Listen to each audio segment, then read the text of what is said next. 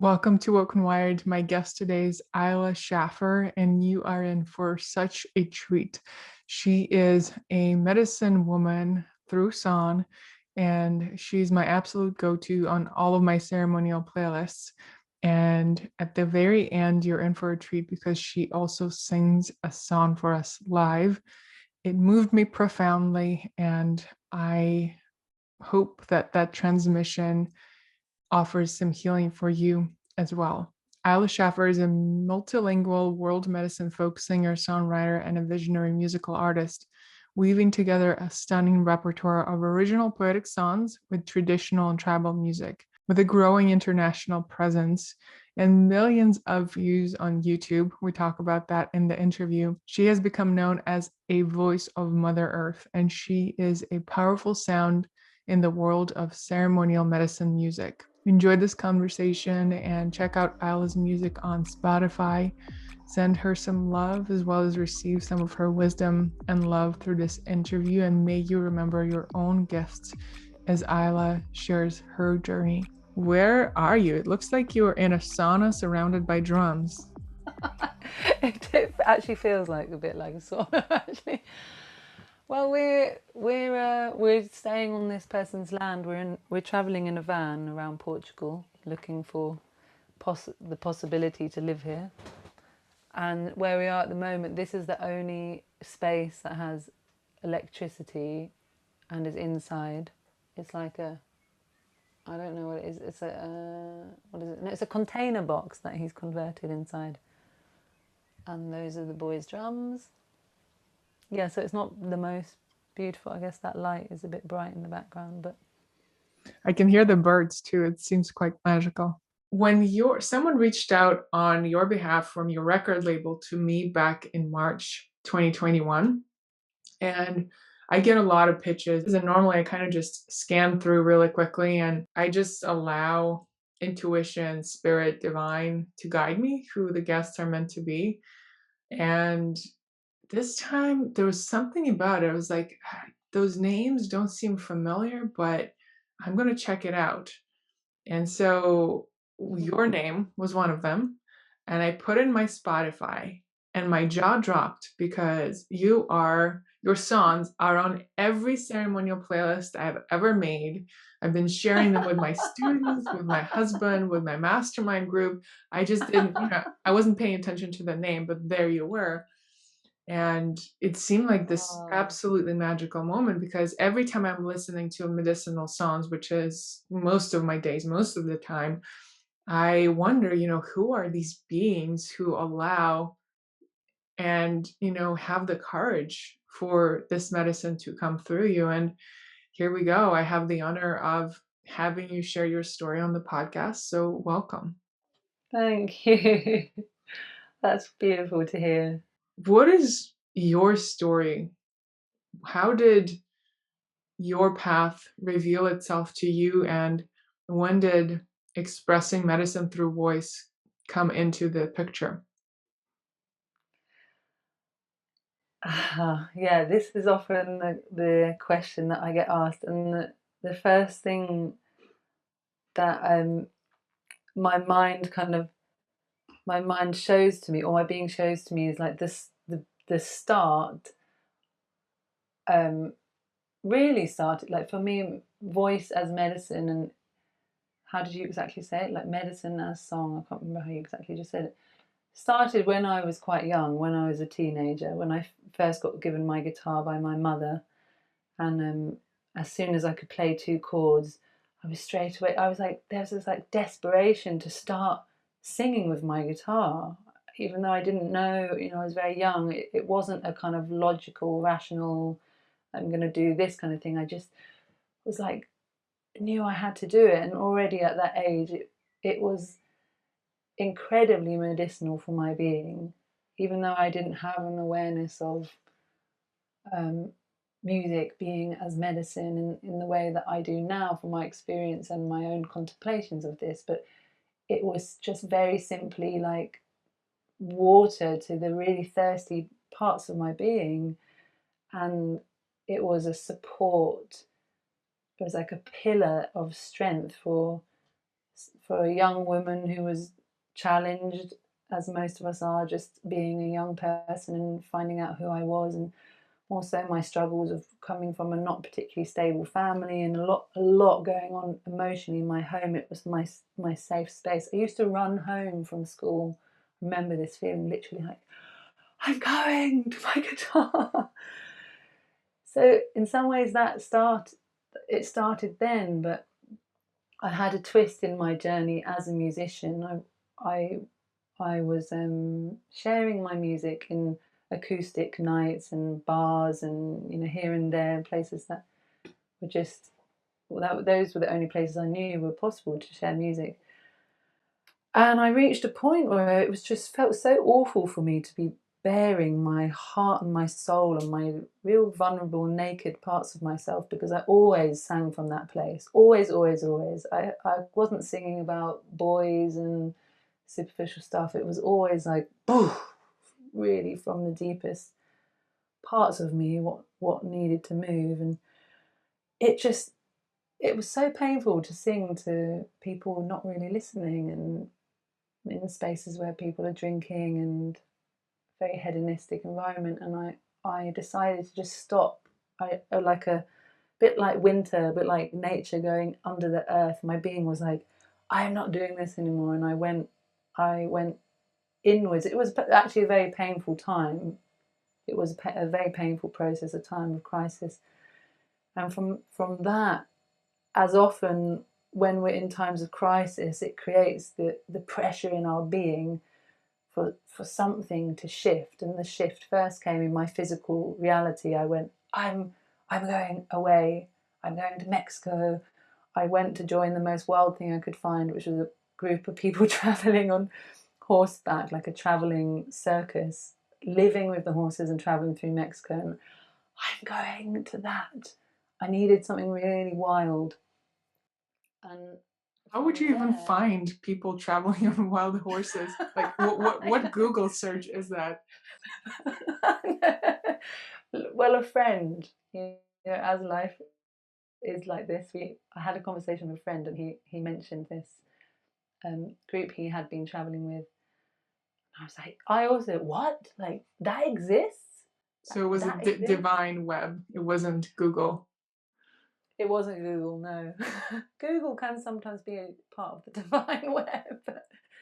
Yeah, then I mean, it's a long, long, long journey, really, that began landing in Mexico, but that was a real turning point of discovering a deeper meaning to myself of music as medicine, discovering music as prayer, discovering the traditional lineages, indigenous ways of using the song and the rituals and the ceremony, and how song is like an absolute integral part of these ancient ways of healing, of connecting to ourselves, of communicating with life, with spirit, with the earth, with saying thank you, with asking for help, with being together, with uniting, many, many things. And it was a real kind of big explosion for me from that moment. And I spent 2 years out in Mexico, and then I went to Peru also, and yeah, my life took took a very different shape from then.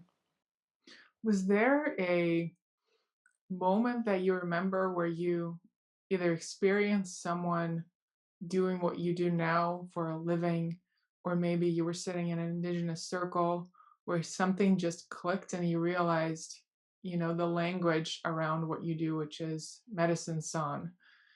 And even that, probably is limiting because it's so much more than that.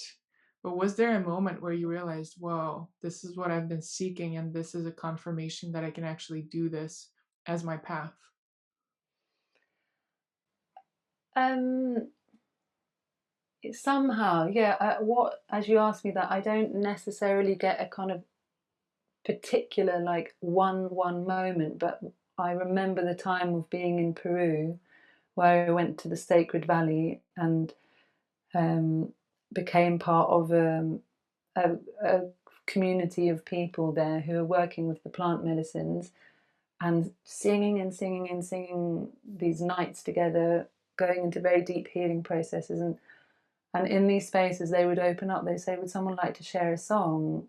And I was there, all kind of crumbling. Actually, I was like really disintegrating and in very deep space. And I would kind of be like, this was also after me having given up singing for about a year and a half. This is kind of, I really stepped away from it, like my kind of personal singing. And they would say, "Would anyone like to sing?" And my being would just be like, it wasn't like me going yes, I would just like start. It was so strong, so incredibly strong, the feeling of I have to sing, I have to sing. And what I would experience in those moments of being with the plant medicines, being in a sacred space, being so present and connected in my being, how I experienced song coming through me in those moments was definitely, it was like, this is me, the most me I can ever feel. That was the kind of feeling, like, this is what I came for. And I remember that repeatedly, those moments. I came to sing in this way, in this space, in this feeling, in this connection. Yeah. As you were saying that, there's a bird that landed on my window and looked at me. It doesn't happen all the time. It happens quite rarely, actually. So I thought that was quite auspicious. So, Like the birds. what role did plants and plant medicine play in this unfolding for you, and really trusting that energy that was telling you it's time to let this voice out?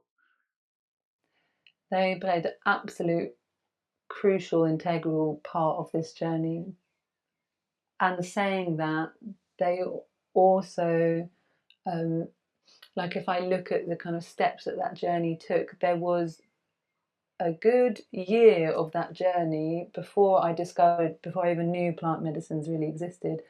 There was a good year of that journey that I was discovering the traditions that are really strong in Mexico, which is a fusion of the Aztec traditions and the Native American traditions. So the sweat lodge and the vision quest and the sun dance and the moon dance, and just ways of gathering where singing is the thing that's like the glue that holds it together. And I see it was really important for me that I discovered that first, and that the plant medicines came afterwards. That I met song as a form of prayer and many other things that I kind of said before, like communication and connection. That I met that really purely just between me and song, not just through the plant medicines, because the plant medicines, then when I met them, it was really a kind of next level that it opened up in my consciousness and my ability to really profoundly listen to spirit. But it's very beautiful to also know how to access that without them. They are guides, they're tools that help us to kind of clear the way. But it was important for me in my journey to know I can feel that also, just purely with music as a medicine, the purity of music as a medicine. At what point after that singing hiatus did you actually pick up instruments and start recording and sharing your medicine outside of the circles you were sitting in? Hmm. Try to remember. I think I came back to It wasn't until I came back to England with a kind of bundle of new songs, a few songs. It wasn't very many because I wasn't, like I said, I actually wasn't singing so much with my guitar during that journey until the end. So yeah, when I came back to England, I felt this ripeness of this new energy in me, But I just recorded a little, that was like a very small EP. And then it took me a few more years really of really ripening. If I listen to that EP, it's still, it's like a bridge, it's like a bridge EP. It's like I still really hear the time before, the Ayla before, the consciousness before, the younger, and I hear this kind of stepping over into something new. But it took quite maybe 4 more years of being back, continuing my work inwardly, continuing to explore, deepen. My voice changed a lot. And yeah, I mean, it continues. Never ending journey. So something you're pointing to is that in that bridge song, you were still hearing the old version of you. So what I'm hearing there is those songs, it's not just a combination of words and notes, it really is this frequency that's being captured and transmitted. How does that work for you, and how do you create the space for yourself to be a vessel for that to come through? What are some practices or rituals that you take on to trust Mm. that? Yeah, this is a question I also am always asking myself. It's a continued um, path of learning how to really create that for myself. But for me, it is actually relatively simple. I find if I'm in nature, where my system, my nervous system comes down, my whole being, I kind of instantly, I guess we all feel a bit like this if we're in some kind of nature, whether it's just sitting by a tree in our garden or whether it's somewhere really epic. I get a sense of feeling at home in my being and in my life, and it's kind of everything feels much more simple to settle down. So I take myself to nature. Maybe it's also to water or a place where I feel I can speak, where I can begin to have a conversation with the land, with the sky, with the fire, whatever it is in that moment. And it's not that I can just instantly pick up the guitar and enter that dimension, but maybe I just sit in stillness to find that place of where that connection always is in the heart. That reminder for myself that it's we can't create connection with spirit. It's more like uncreating all the layers and the fog and the chatter of the mind, like just kind of allowing those layers to peel off, where underneath we are just connected. We're just intimately, profoundly connected because we are spirit, so we can't be disconnected. And yeah, I practice quietening my mind in different ways. I have different practices for that, meditation practices, and I have a strong practice of prayer, and it's taken me many years, and I still explore what that word means. We have quite a strong connotation to prayer. Some people go, "Ugh." I used to be like, I don't want to say, what is a prayer? Like I got used to doing that at school and amen this. But for me, I'm having a conversation with the depth of the truth of what is in me in that moment. Maybe I'm asking for help. Maybe I'm just saying, and I enter. That's kind of like the thread that I can follow. Maybe I make an offering, light a candle, give some flowers to the water, put some tobacco on the earth, give something to establish that connection, and then follow the song. The song also leads me. Sometimes I have to sing for an hour before I feel really, connected, present, arrived. Well, it's never arrived. In the river. Right. And as someone who has spent a lot of time with the indigenous communities in South America, how do you take that profound connection to nature and then go back into the Western world and continue honoring, integrating, and passing on that wisdom?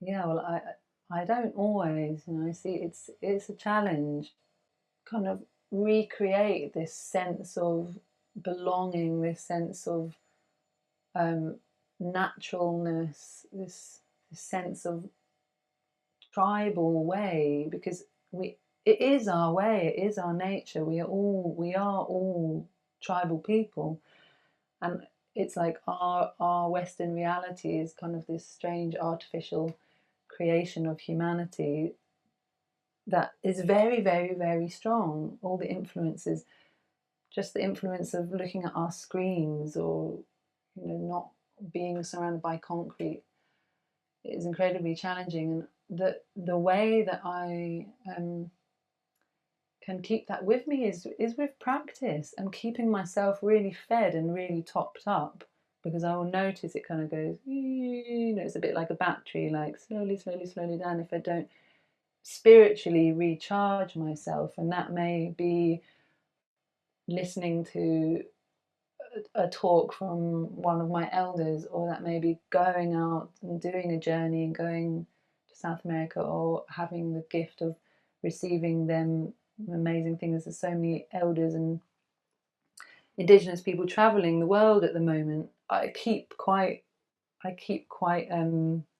active with going to ceremonies, going to gatherings, reading books that deeply inspired me. It's you have to be, or I have to be very proactive with this. And in the end, it's also tending to that fire within, almost more than anything. There's two parts of it: tending to the external fire that feeds the internal fire, but doing that work to keep connected to my own inner prayer, connected to my own relationship with greater forces than myself.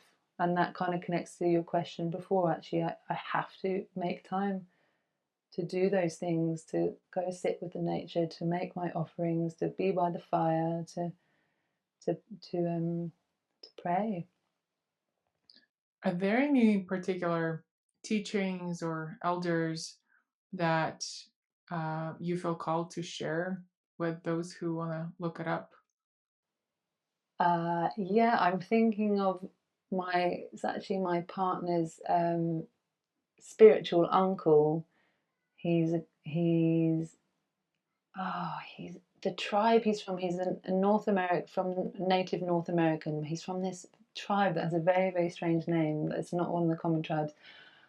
I don't remember it right name. His name is Wakia. His spiritual name is Wakia, which I think means, does it mean thunder? It means lightning. But his also Vernon Foster, and he has loads of little YouTube videos where he shares these amazing, incredible nuggets straight from the source of his people, his traditions. But he's very kind of modernized in that sense of he understands this reality. He's a good bridge, and that's, I think, important for us. That people have this understanding of the Western world, that we can integrate their teachings.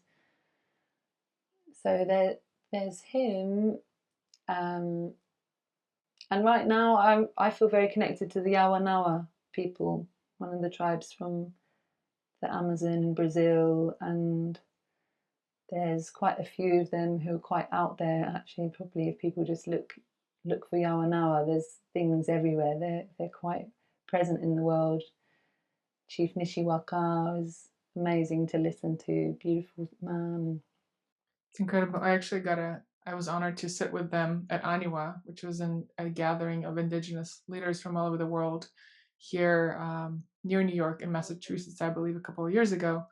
And it was incredible. And you're right, it's so beautiful to see those tribes being open to technology to spread their wisdom. And it's been spreading so fast and so deeply and so beautifully.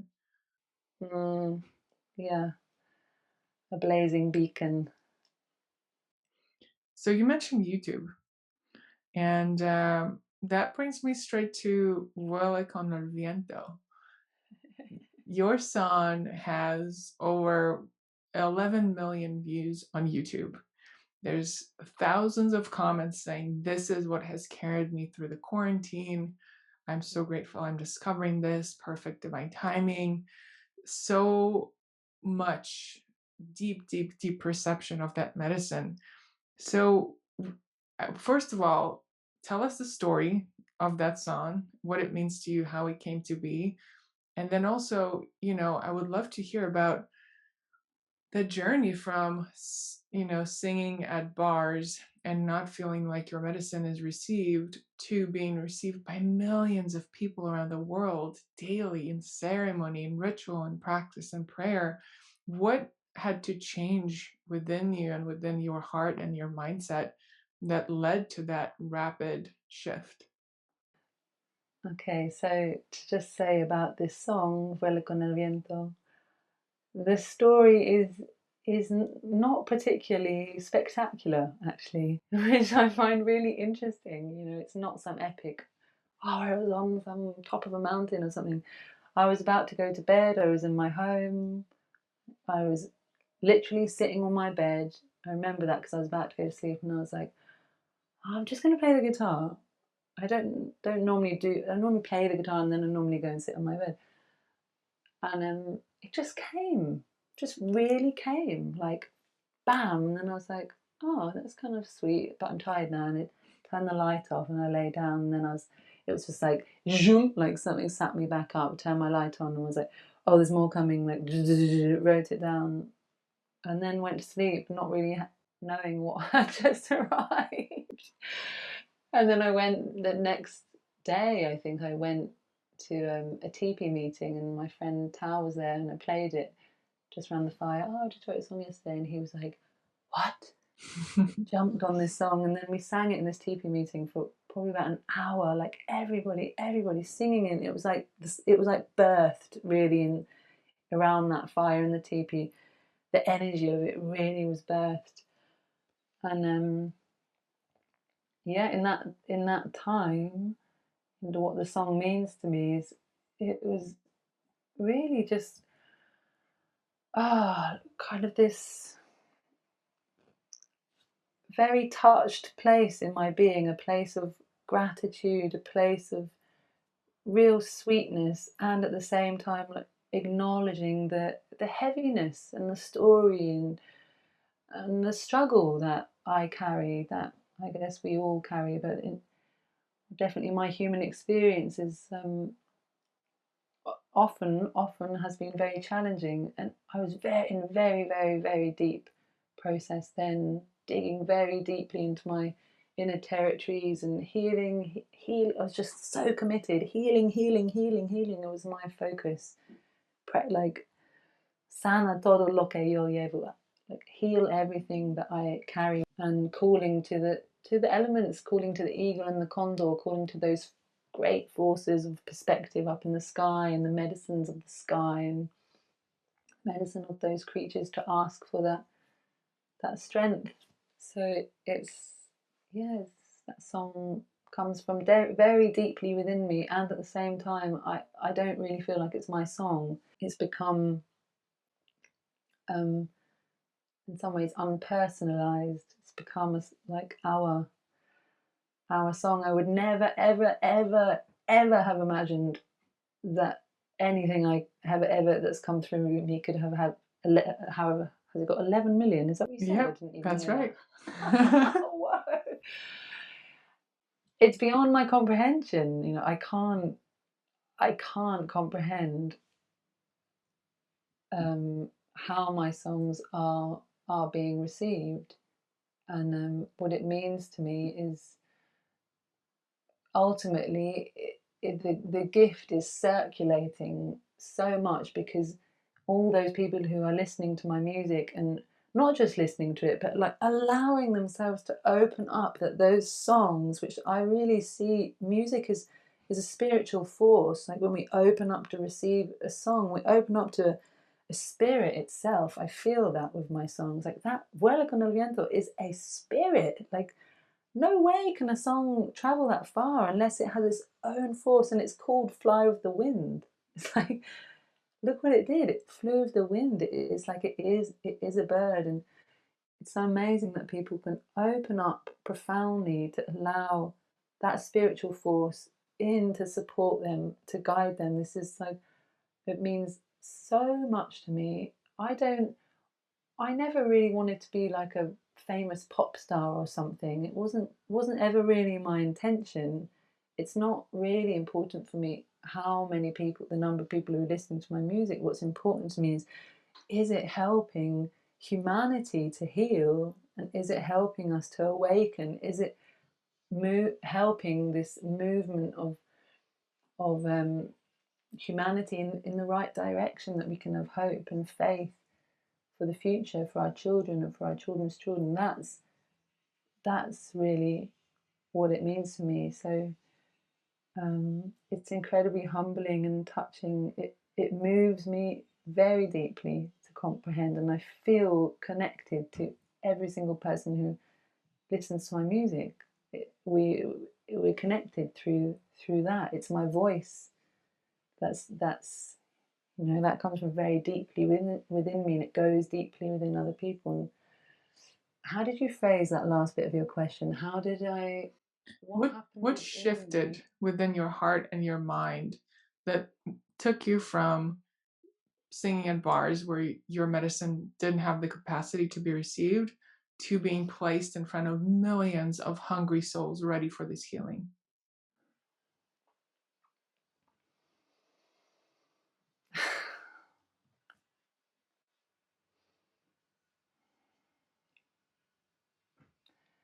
Yeah, well, I guess many things must have shifted. Is slightly mysterious. I know that the inner work that I did during those years was was huge.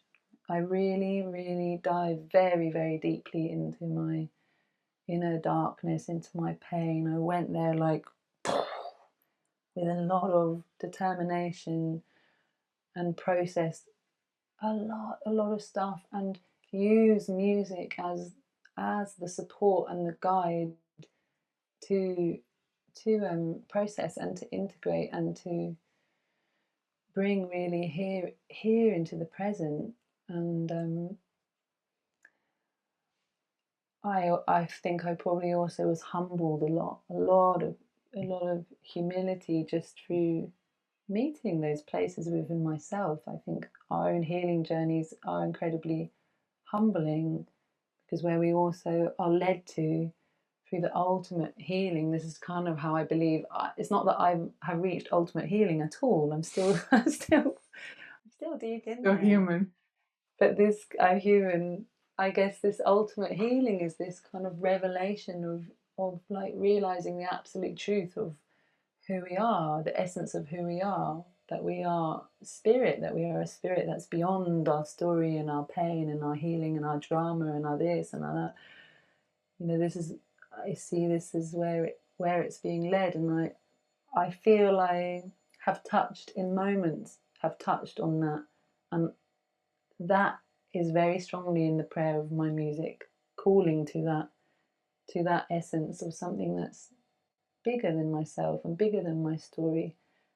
My music is always remains very personal, but I think there was a shift of it kind of expanding as my own consciousness must have expanded beyond my greater than my inner personal story. It made this space, kind of opened it up. You know, I every don't know if time it's a question. every time you lift your right hand, there's like this light coming through it, and I feel like you're blessing everyone who's listening or watching. Just transmitting light casually. So, if you would be open to speaking to some of the tools or rituals or spaces that helped you face your own shadow and transform the things that were ready to be transformed, I feel like that would be very expansive to people listening. Yeah, I could start with the the rituals and ceremonies that have been a big part of my life since going to South America. So that's, when was that, 2010, that's like 11 years or something, is being in different kinds of ceremonies, like we touched on before.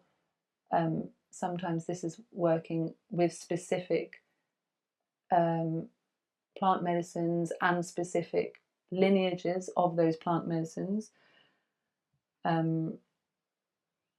which really have been pivotal, really have been very pivotal for me in my journey, my healing, my music, my everything, my meeting of myself.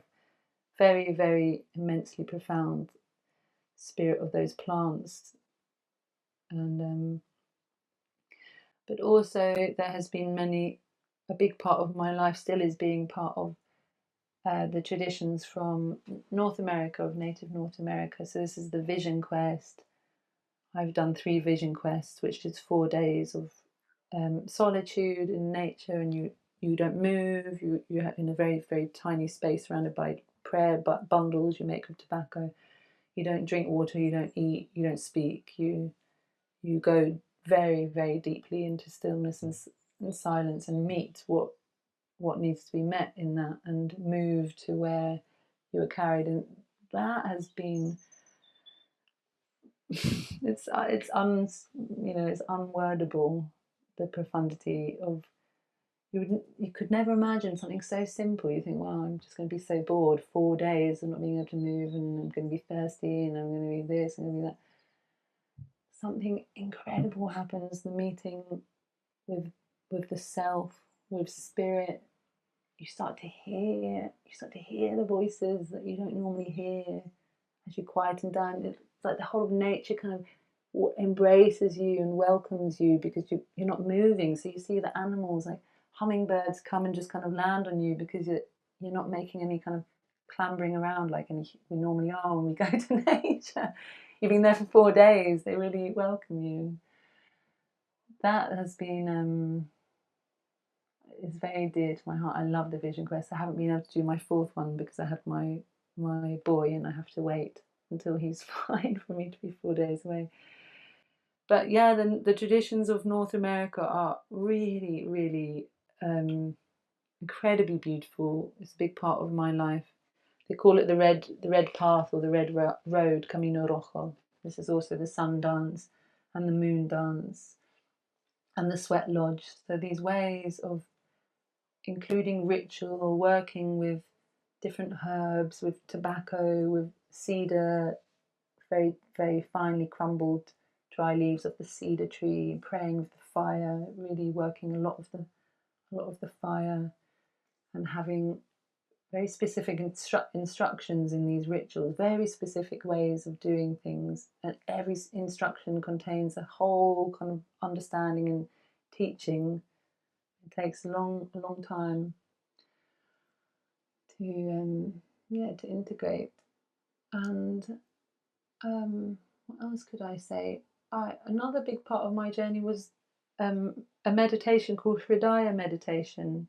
So just this, I guess all meditations, I think, are tools I would recommend to anybody, really, of quieting the mind, connecting to the profound stillness within, and allowing that truth to reveal itself, the guidance, the messages that can come, the forgiveness, the compassion, the whatever it is. And the specific meditation school I went to is called Hridaya, which I think means the sacred tremor of the heart. It's a heart meditation, and that worked very beautifully for me. There's so many meditation practices, but it was simply meditating on the heart. And that, if anyone wants a recommendation for meditation, I would recommend that. But I think our culture is, we're so obsessed in our world now with distraction and stimulating ourselves and keeping ourselves busy, that it's like, to make time for nothingness just doesn't exist, it doesn't exist. And the simple practice, making space for stillness and quietness And the simple practice, again, I'm going to come back to learning how we pray, how it works for you. How I pray may be a very different way for another person. Like making that investment into how do I speak with myself, really in a state of grace and in a state of humility and intention to kind of go beyond my human limitations. How is that for me? That I speak with the land, that I speak with the skies, and also here receive back. And I feel this can be an incredible support when we're struggling and we realize, wow, I can go and speak with the higher places of myself, or I can speak with that which is in pain with me, or I can speak with whatever God is to us. This is an amazing tool. So beautiful. And, in one of my silent meditation retreats, one of the tools I learned is very similar to what you're talking about, is speaking to those voices within that feel hurt or sad or unseen, and not speaking at them, but actually hearing them out and making the safe space for them to exist too. I find that to be just such a powerful practice to stop suppressing the parts of ourselves that feel shameful and small, and just listen to them. And then in the listening, realize, oh, I can be with you. I can love you too. I can hold you. And what you said also about prayer, I feel called to speak to. It does look different for everyone. And I'm with you. Growing up, I didn't ever consider prayer to be something that I can be part of, because I did grow up in a religious context. And for me, prayer was this very religious thing that only very religious people touch. And realizing that prayer can look differently for anyone. And for me, we live on 12 acres of land, and now it's springtime here in New York, and everything is starting to bloom. And for me, a prayer is just walking around and noticing things.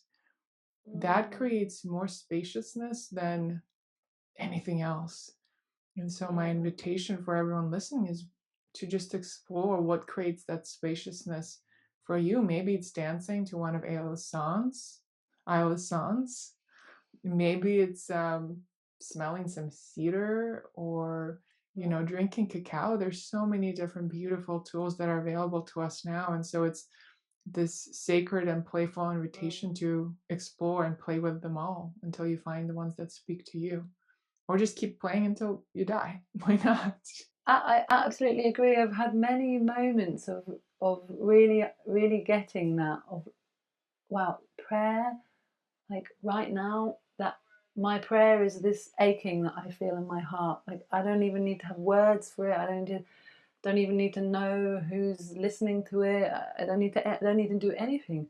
Like that aching is a prayer, or that numbness might be my prayer, or that silence. I think it's Osho. He says, what does he say? There's some quote that's something like meditation and prayer being the same thing. Like, I don't remember the quote, but it's this essentially, like a meditation is prayer and prayer is meditation. And then you can go, well, what is meditation? When we're speaking about meditation, I guess the main essence of it is practicing absolute presence.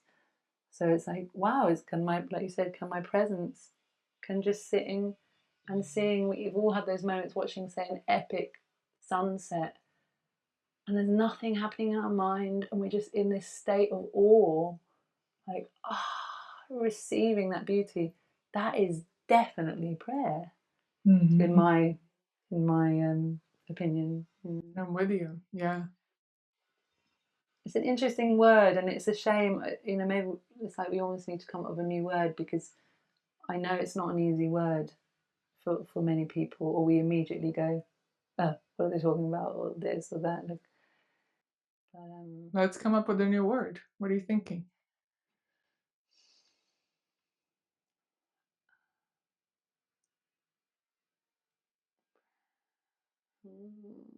I don't know, because I quite like the word now after all these years.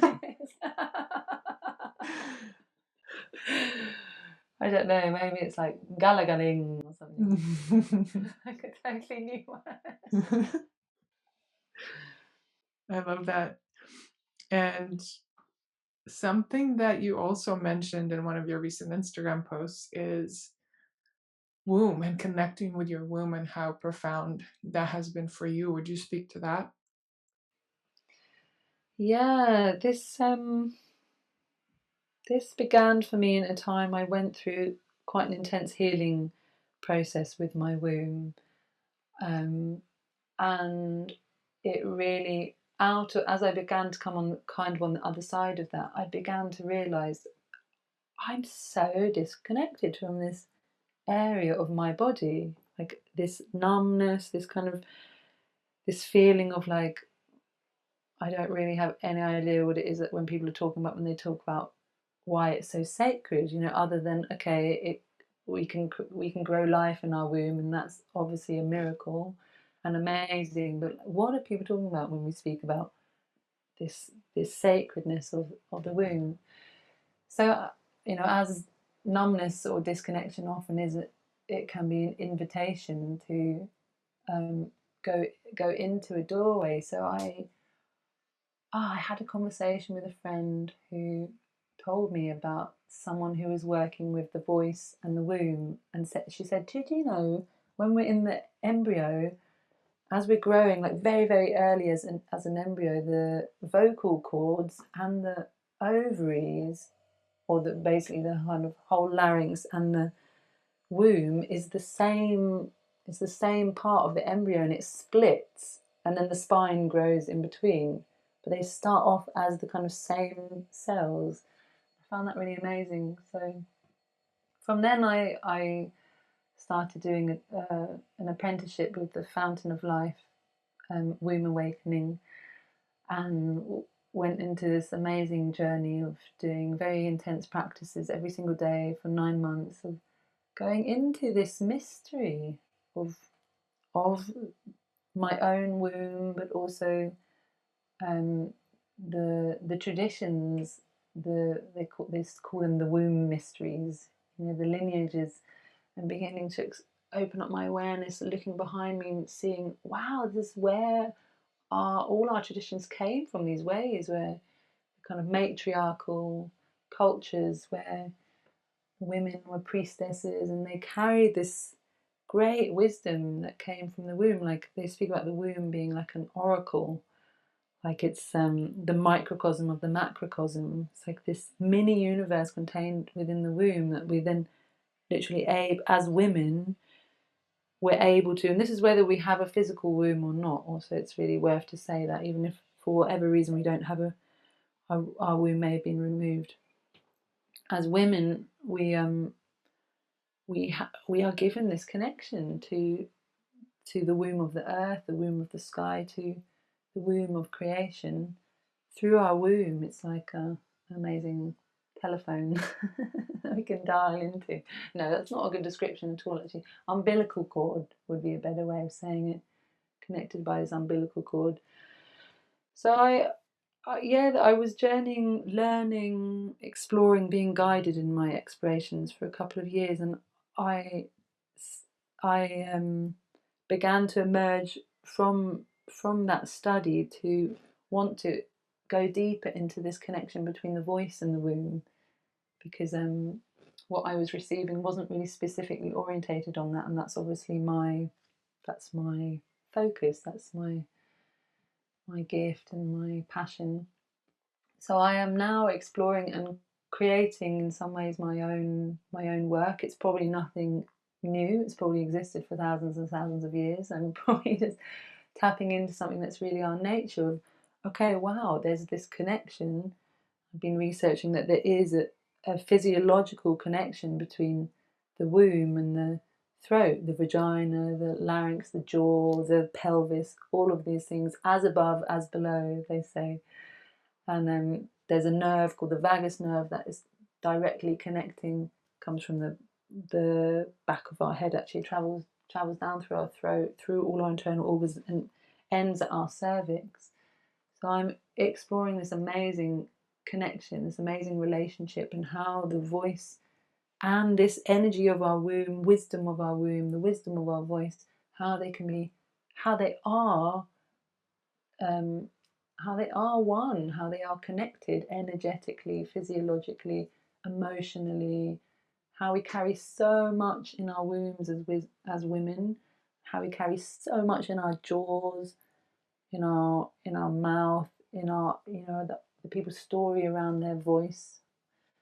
And there's so much potential for healing by working with these areas, and by working with these areas in union, and allowing ourselves to to liberate that the kind of the stories, the trauma, the memory in the body, the memory in our mind, and allow that amazing wisdom to sing through, to vibrate through, and to guide us, to be able to listen to our inner voice, listen to the inner voice of our womb. And as women, that this is really this is our seat. This is like our anchor. This is where we it's like our all-seeing eye, they describe, within the womb. And it's just been very beautiful for me, and I feel very inspired to allow space for myself and for other women to explore this, to discover it together.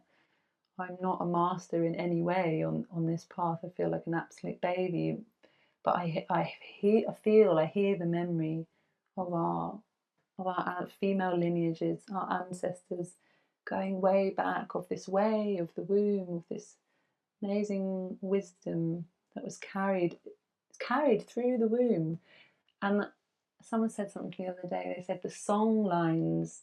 There's this idea of the songs are carried through the womb, through as we carry our baby, that the songs go into that baby, and as that woman then gives birth to her child, that there's this amazing thread, the song lines. I feel the power of this work so deeply as you speak to it, and it makes me think about this idea that we were at some point seeds in our grandmother's womb, going all the way back to all the grandmothers and their lineages. And that brings me to the earth song, the grandmother song, which is one I just discovered it very, very recently during a time where I was talking about the passing of my grandma with my close friends, who are also in the process of their grandmother's transitioning. And that song came up like it always does, through the web of love, through Spotify. It just showed up on my Discover Weekly, and it's such a profoundly healing and beautiful transmission. Will you speak to how that song came through? Yeah, it came in two moments. The beginning of the song, there's these lyrics. The beginning, grandmother, speak to me. I am the earth, and the earth is singing. The water flows around this rock, the ancient ways we carry forth, and the river carries me.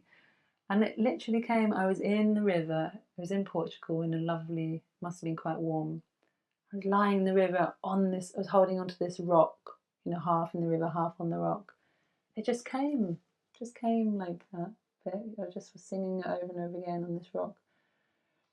And then, not until many years later, it was never a song, but it never left me. Many things come like that, and then I just forget them.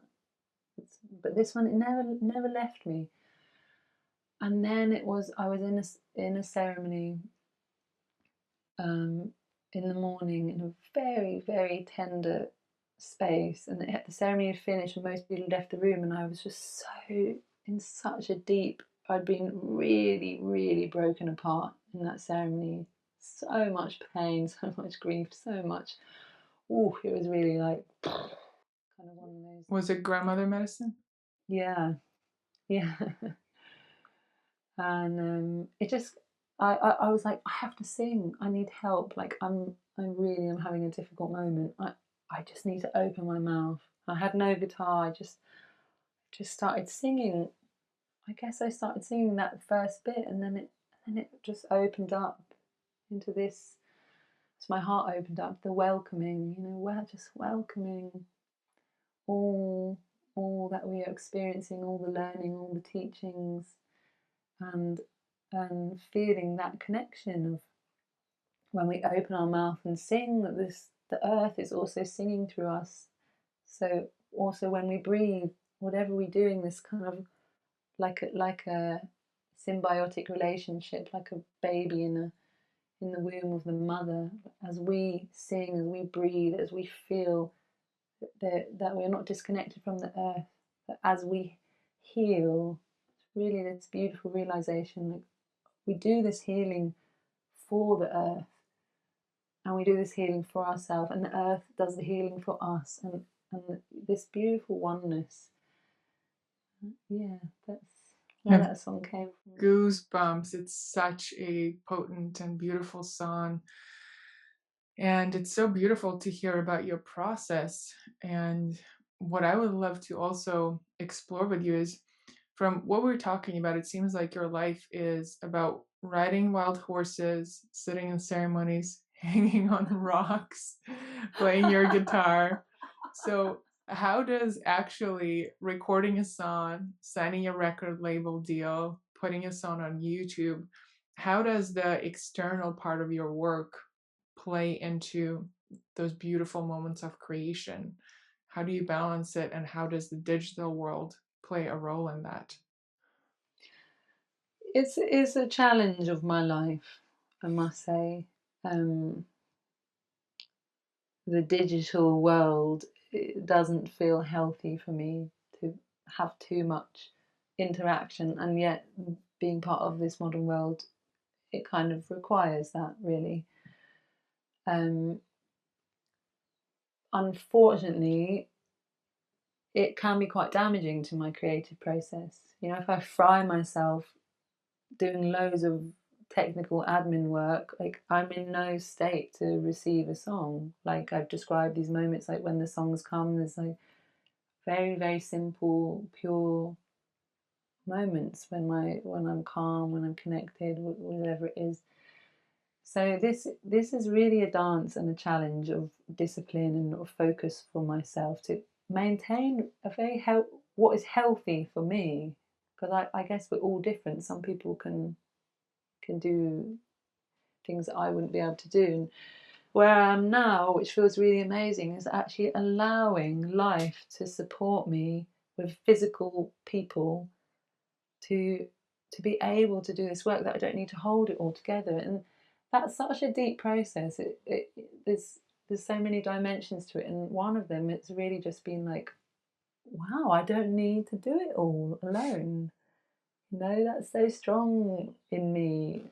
I think it's so strong in all of us. Like we have to do everything alone. We have to do it really well. We have to do it all alone. Like it's weak to ask for help. And where I am now is like, yeah, building that web around me that I can really focus my energy on my creativity and simplify my reality. And at the same time, I feel so grateful to the digital world because it blesses my life. YouTube and Spotify and all of these platforms, I can receive the support financially, energetically, in so many ways. Every single message that people send me feeds my spirit, you know, that it blesses my life, that I can do this as my work and my purpose, and I don't need to work in, I don't know, doing some other kind of job to survive. It's an affirmation. Focus. Just sing, Isla. Yes. Yes.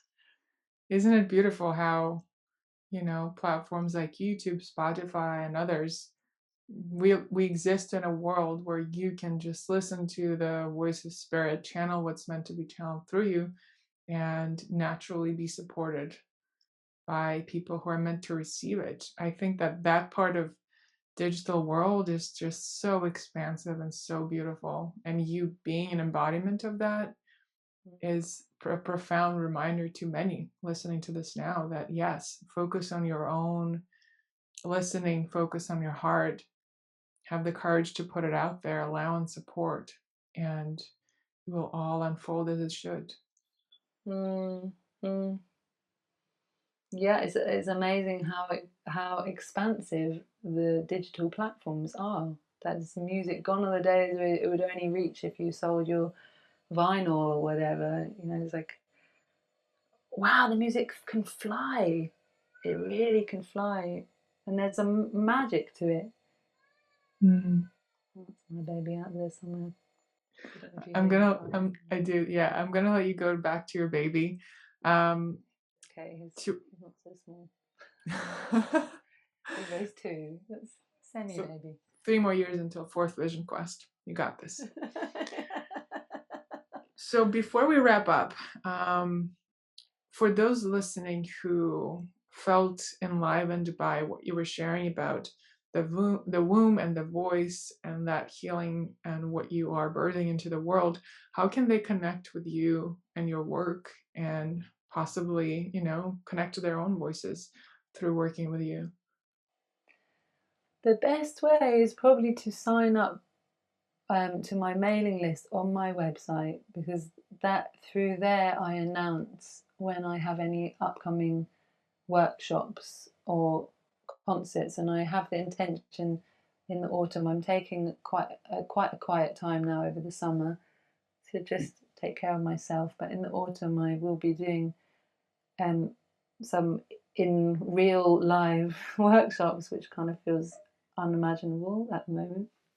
It's kind of forgotten what that's like to be in a room with loads of people. But I'm also doing 2 online workshops, so I will be holding the womb song workshop and also my other work, which is called Song of the Soul, which is really exploring your own voice from really deeply, the sound of your own spirit, songs that come from within you, not just the songs, but your voice, your blocks, your boundary, and giving that a voice, opening up that healing path and that gift of your own voice in your life.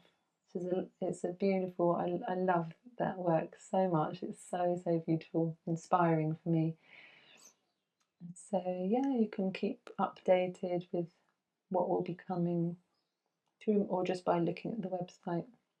It sounds incredible. I definitely will be on the lookout for that. And is there anything that I didn't ask you about that you feel called to share? Oh, um, hmm.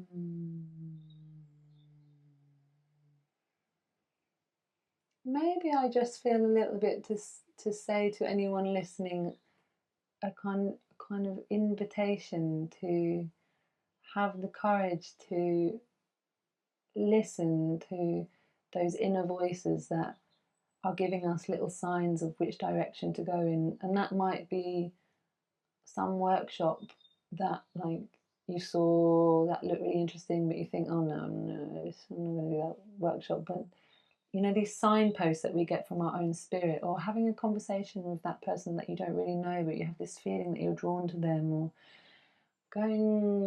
making the space or the time to go to that beautiful place in nature that you just never prioritize going to, and like bringing a flower to that tree that's right there in the middle of the forest, or however it is. Kind of want to leave this seed of inspiration for people, because I feel we spoke about my journey in identifying these little moments, these little seeds, these words that someone said to me, something that I was able to follow in that moment. And it's not always possible practically in our life, our work, or whatever it is that's going on, our own process, to be brave to take those steps. But I just want to kind of invite you all to make space to listen within and to feed those fires inside. Even if you need more time, you go, okay, I'm going to do it next. I'm going to do it next year because I'm not ready to do it. But in the meantime, I'm going to feed that fire. I'm going to do the things that nourish me. I'm going to really take care of my spirit, because this world is really a really challenging place to be alive in, especially at the moment. It really demands a lot of focus and discipline and profound listening and connection to one another, because we can't do it alone. We're not supposed to be alone. We're tribal people. So I hope that everybody is connected in small ways or big ways to that which can guide you in your life and bring you inspiration and deeper peace. That is such a powerful and beautiful reminder. As someone who's always walking in the forest and, you know, pouring cacao at the roots of my trees or picking random leaves from the ground, it's a beautiful reminder to stop trying to say everything and understand everything through the mind and just do what our bodies and our hearts are pulled to do. And that is the invitation that is within all your songs. So my final question to you is, would you like to leave us with a song? Sure. Let's hope that this is all going to work. Do you have a request? I would love the grandmother song, but I'm open to whatever comes through. Sure. That song did come up. It does feel good to sing that.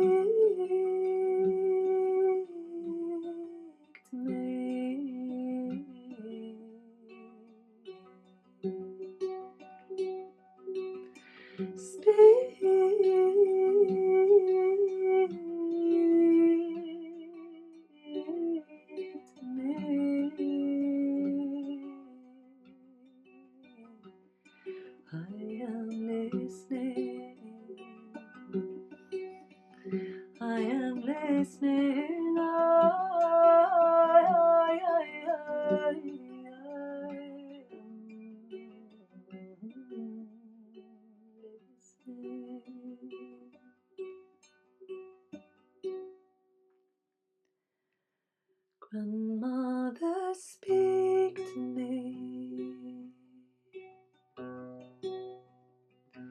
I am the earth is singing. The water flows around this rock. The ancient ways are carried forth. The river carries me.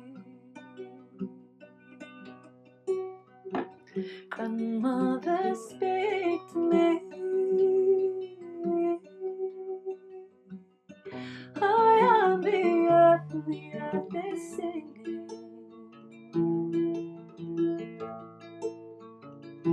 The water flows around this rock. The ancient ways are carried forth. The river carries me.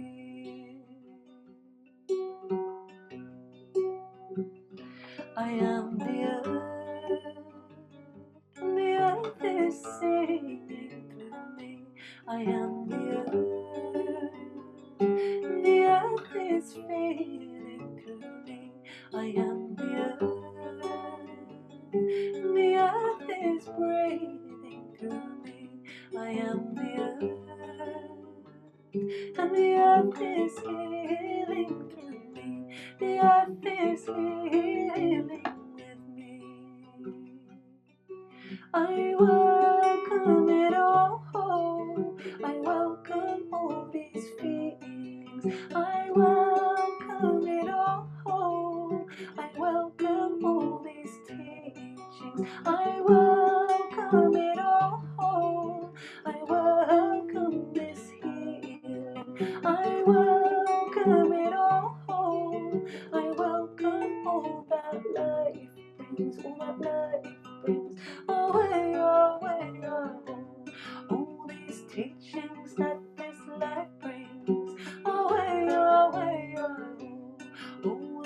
life brings, all that this life brings, oh, away, away, oh, all these teachings that this life brings, away, away, oh.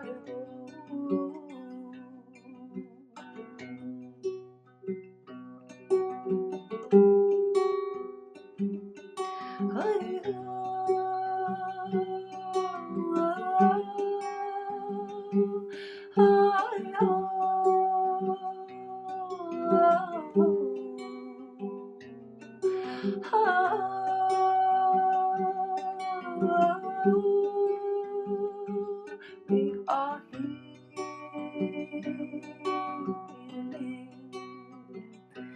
We are healing.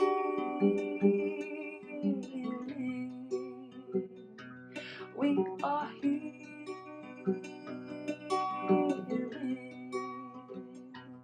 We are healing.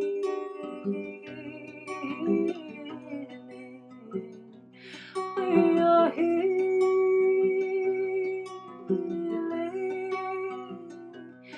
We are healing.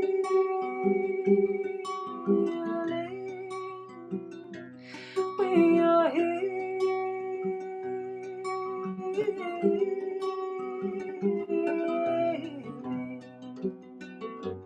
with the earth. We are healing with the earth. We are healing with the earth. We are healing with the earth. We are healing with the earth.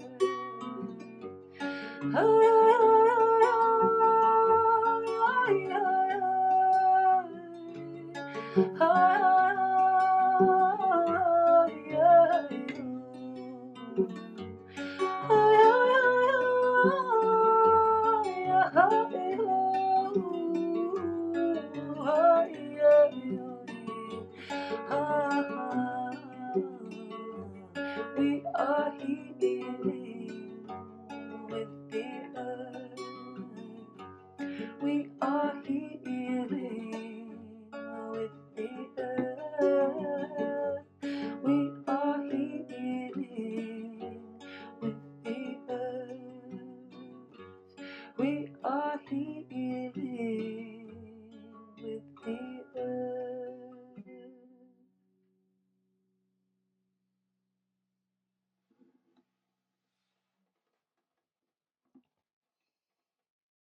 Wow, thank you so much, Ayla. This was just beyond powerful, beautiful. So grateful for you saying yes to what is coming through you, for having the courage to put it out there.